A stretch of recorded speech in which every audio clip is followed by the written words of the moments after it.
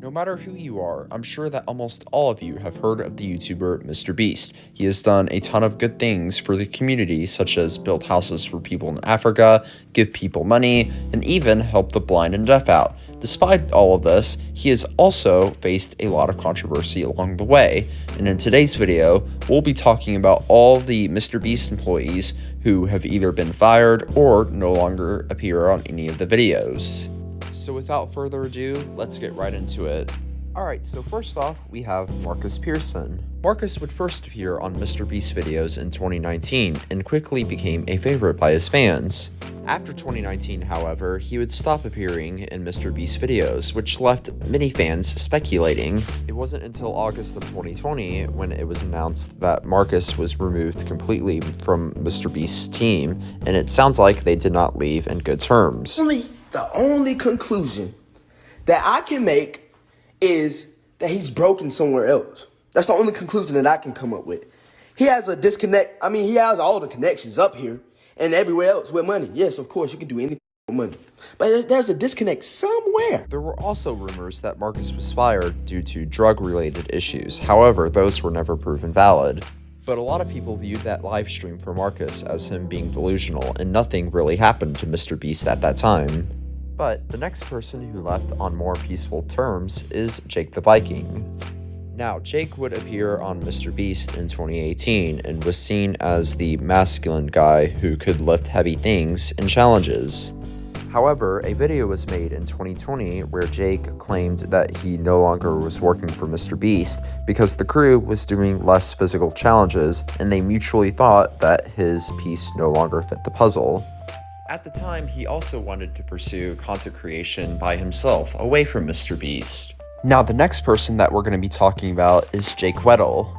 Jake Weddle would appear in almost every MrBeast video from 2018 to 2020. Initially, he said that the reason he left MrBeast was because he wanted to pursue comedy under his own name. In 2024, however, Jake Weddle would make an appearance on one of Dogpack 404's videos, pretty much accusing MrBeast of having a register on one of his videos and having really bad working conditions. As of me making this video, there's still no new update about the situation besides the video that Oompaville made, which got close to 3 million views. Videos with tens of millions of views collectively, claiming I called a guy Delaware because he committed a crime in Delaware. That is not true. His name was just Delaware. I didn't, call him Delaware to make fun of him or anything. And before I hired him, working at Best Buy, wearing a name tag that said Delaware, and that was public information, and anyone could have saw that. Even during when that was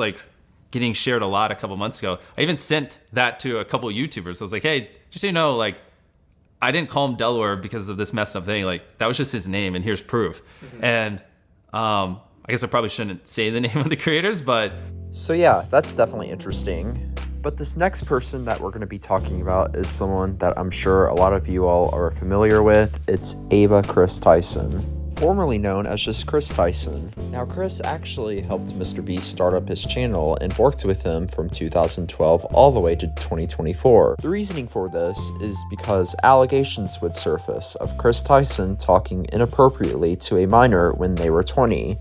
And obviously, talking inappropriately to minors is disgusting, and there's no excuse under any circumstance to be doing stuff like that. But the crazy thing about it is that that's not even close to the worst thing that Chris Tyson has done. There were also allegations that surfaced of Chris Tyson being a Shadman enthusiast.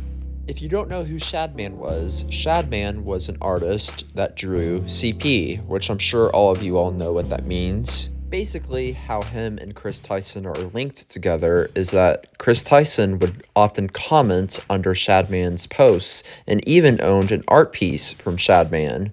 Obviously, all of these allegations are disgusting, and soon after these allegations came to light, Ava Chris Tyson would announce on X that she would be permanently stepping away from all things MrBeast. Another former crew member of MrBeast who left in a lot of controversy is Matt Turner.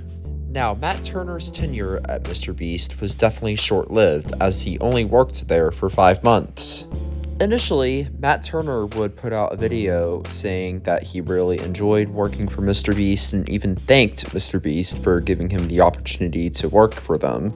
However, only a year later, Matt Turner would take to X and accuse MrBeast of bullying and having harassment go on in his company. People were somewhat skeptical about this and took to the side of MrBeast. This was because of how large Matt Turner's audience was and how he could have accused MrBeast of doing these things a year ago when he had quit.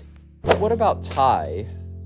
Ty's first appearance would come in the world's largest bowl of cereal, uploaded 5 years ago, and he quickly became a favorite by MrBeast's supporters. He would appear in a total of 7 different MrBeast videos before suddenly disappearing. According to the MrBeast wiki, Ty still works for MrBeast, but mostly behind the scenes. He is now a father and maintains an Instagram following of 24,000. But whatever happened to Tyler Conklin? Now, Tyler's first MrBeast appearance would actually come in the early days of his channel in 2017 in the video titled "We Are Better Than Dude Perfect." He would appear in several other videos after that until his final appearance, which came in 2021. Could just charge people money. Get out of here! He suggested we charge money for the food. What? Get out of here! Go! I don't ever want to hear you guys talk about charging again. Obviously, that was intended to be a joke, but that would actually be Tyler's last appearance on the MrBeast channel.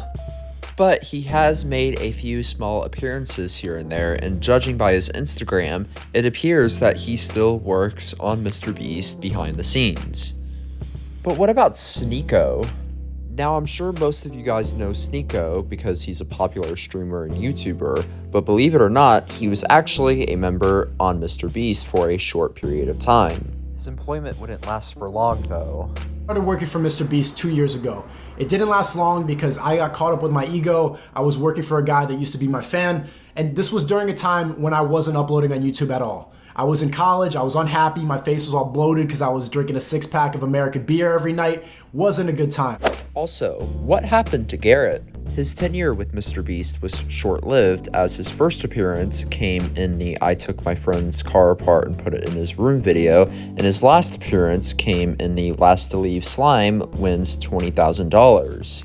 Judging by his Instagram, it appears that he lives in New York City now, which is approximately 7.5 hours away from Greenville, North Carolina, where MrBeast is located. It is a possibility that Garrett and MrBeast still connect with each other from a distance, but judging by my research, it appears that they have just gone their separate ways. But I think that is going to be it for today's video. If you liked it, please hit that like and subscribe button. Before I end this video, I just wanted to give a shout out to SunnyV2, who gave me the idea to make this video. If you don't know who SunnyV2 is, he's a very famous YouTuber who makes documentaries on other famous YouTubers, and his content is very good and high quality, so I recommend checking him out.